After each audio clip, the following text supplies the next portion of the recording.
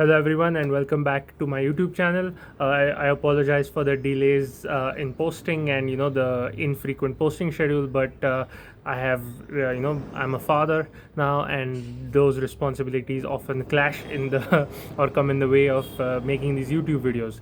Rest assured, I'm trying my best. So, without further ado, today we would like to talk about America, or the United States of America, to be precise. Now, different countries like to refer to each other or refer to themselves by certain monikers, right? Japan likes to call itself Nippon, the land of the rising sun. Indians often like to refer to Bharat as Ma Bharati or Mother India, or let's say we use the phrase Sujalam Sufalam, which means the land of essentially milk and honey in the biblical sense, or maybe the land with plentiful of water and plenty of fruits, which refers to prosperity or things like that. What does an American do? Well, an American calls USA as the greatest goddamn country in the world. That's how Americans like to describe themselves. And hey, it's a good thing to be proud of who you are and where you come from.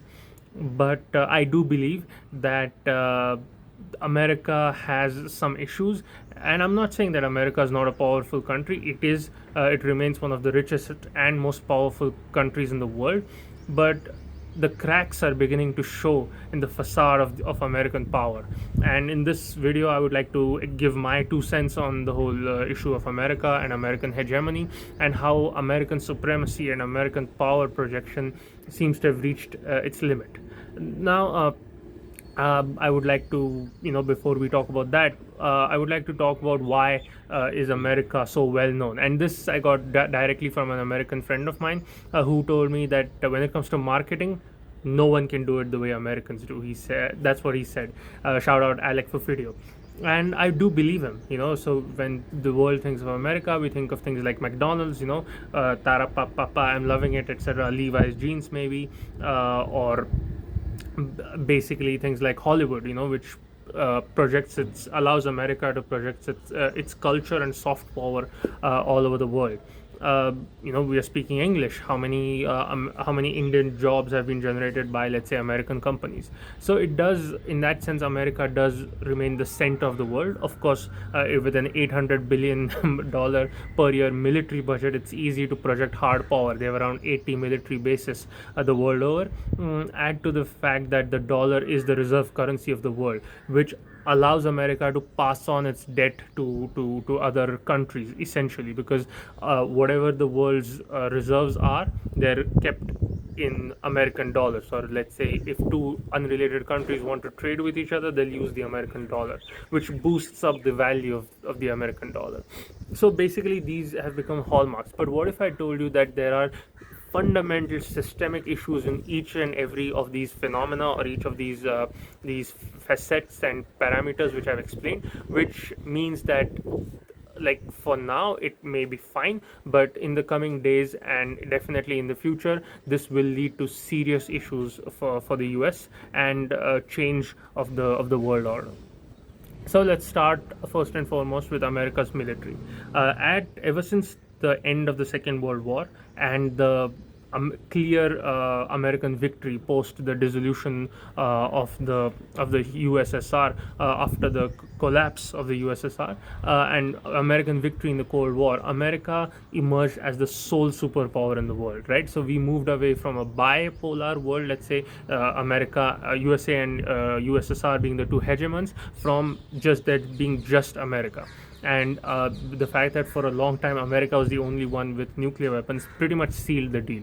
Additionally, American military, once the victory was achieved, American industry played a big role in supplying the destroyed formerly industrialized nations of Europe and help rebuild them, all of which led to a big boom in America. This was the era in which the boomers were born, and this was probably the era of the most wealth creation in all of human history for a nation.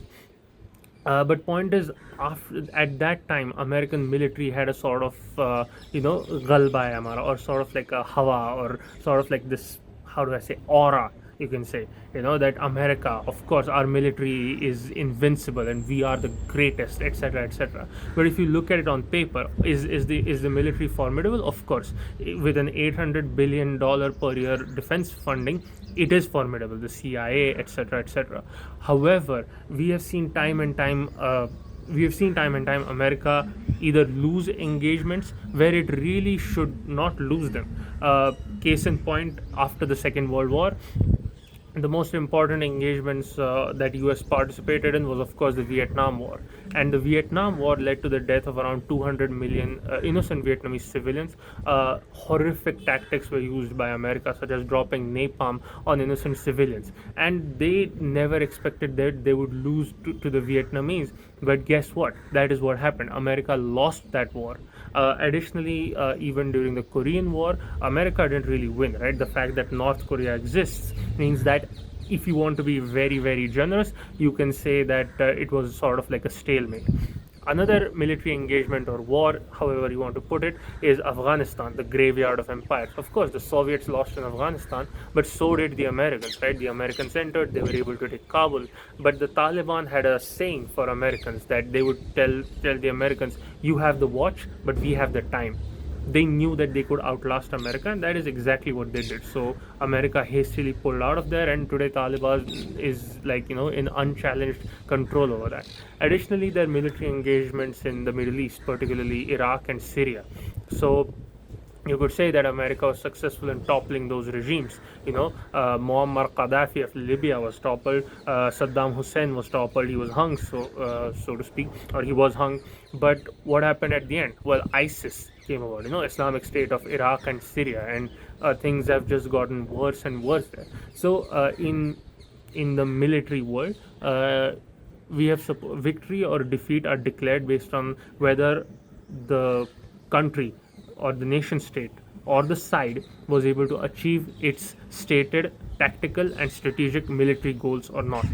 And in Vietnam and in Afghanistan, and to a great extent in Iraq and Syria, America failed to achieve its tactical and strategic goals. It failed nation building in Iraq and Syria. It failed to take Vietnam. It failed to take Afghanistan. So the military hegemony of USA is not as unchallenged as people think it is. Not saying they don't have a mighty military, but because they definitely do. Next, we come to the second aspect of hard power projection, which is money or economy. Now, the size of the American economy is around 30. Let me just make sure I have the numbers. Yeah, it is around 31.8 trillion, right? Total American economy. Can you guess their debt? For context, and I looked it up literally before making this video, the American debt is 38.4 trillion US dollars. So essentially, their debt is now significantly larger than the size of their own economy. Additionally, the hallmarks of a very balanced economy, right? There are three main sectors.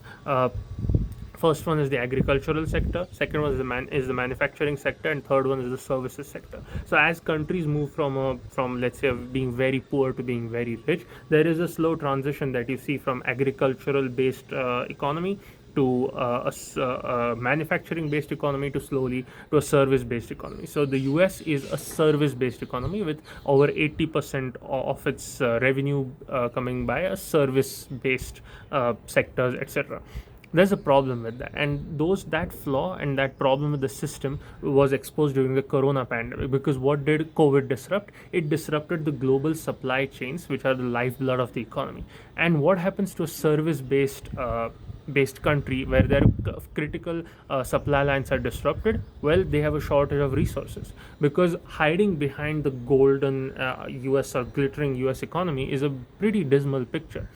Pacts like NAFTA that they created with Mexico as well as Canada, like, hollowed out the industrial base of the U.S. economy, leaving behind abandoned factories in places like Pennsylvania, Middle America, which out of frustration ended up voting for Donald Trump. Donald Trump promised to bring back American manufacturing and American jobs, so to speak. So far, has not really worked out, honestly. So this American economy, completely service based, is dependent on things like the dollar being a valuable currency, and then it being sort of, like America, people, let's say, reaching out to America to provide key services in these sectors. But both of these things are taking a hit. Additionally, being a scientist myself, Americans at some point were the best when it comes to science. They invested a great deal, they made great technological strides, and India and China are slowly and slowly catching up. The main reason why Asia was colonized by the West was technological superiority, and slowly and steadily the Asians are catching up. So South Korea today is technologically, or seems like technologically, more advanced than, let's say, Lithuania, or even to some extent Germany. So I had German friends, and when they visited South Korea, they would say it's like living in the future.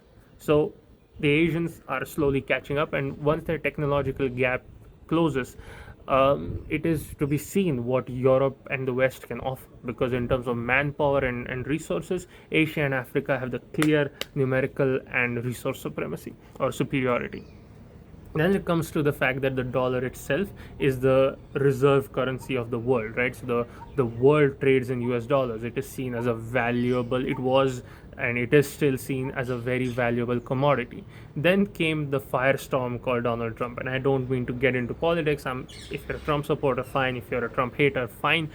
I'm not talking about that. Point is that Trump's political moves and political maneuvering, let's say, put stress in the credibility of the US dollar, because after all money is slightly an illusion, right? It is a promise to pay, right? I promise to pay the bearer of this note $1 or $10 or whatever.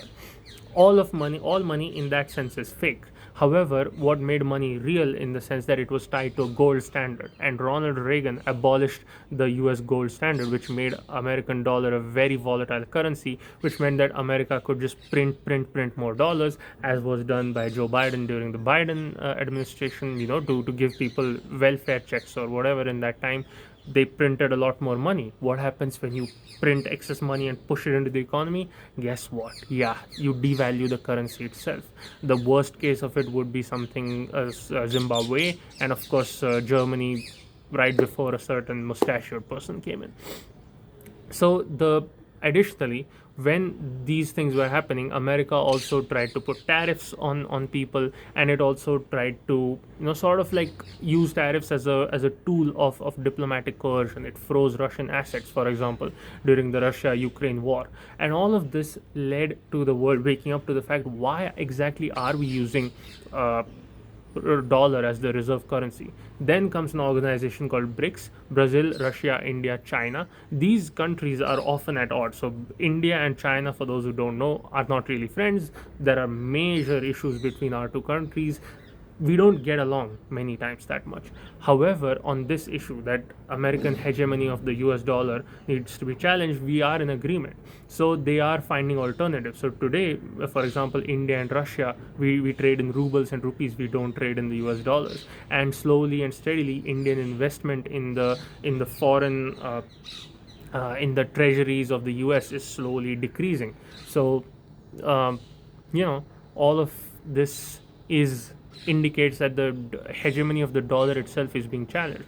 And how are things within the US? Well, according to data, around 50% of Americans don't have enough to afford for an emergency of $500. So despite America being the shining city on the hill, their average citizens are are sometimes in dire economic straits. So this is what it is. And now we move over to the soft power projections, right? So hard power comes from money and steel or weapons, but soft power comes from Hollywood. And I'm asking you, what was the last era defining Hollywood movie that you enjoyed in the past 5 to 10 years? Like, I can't think of one. I love watching Hollywood movies, but most of them are 20 years old, or from the early 2000s. Why does this happen? One of the many reasons it happened was the woke messaging or excessive political propaganda of the left pushed through in American movies, right? And I'm not here to, let's say, speak for or against the woke movement or whatever. That's not the topic of this issue, let's say. The main point is that most of the world is conservative and God fearing. If you look at most of the world, uh, aside from the West, to this world, this message was extremely unappealing. And people don't watch movies to get a political lecture; they watch movies to be entertained. So films should be kept separate from politics. Hollywood knew this. They made excellent movies with maybe some subtle propaganda here and there, but for the most part, they put entertainment first, and that's not been really happening. And so American soft power is also declining, as can be seen in the fact that South Korean shows and Indian shows are getting increasingly more popular. Finally, at the conclusion, we are already at the 15-minute mark, so probably you guys are bored. But yeah, finally we come to the last topic, which is about the soul of a nation and soul of a civilization itself. So this is an idea that many deep thinkers have come to again and again.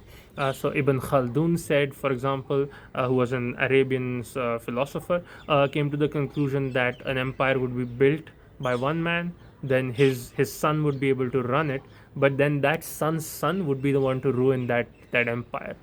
Or so and this has been Herodotus, the Greek philosopher, I believe it was Herodotus, correct me if I'm wrong, also frequently propounded or proposed the idea of civilizational decline. So did Oswald Spengler, the famous German thinker, who said that just like human beings are born, we live and then we die, civilizations do the same.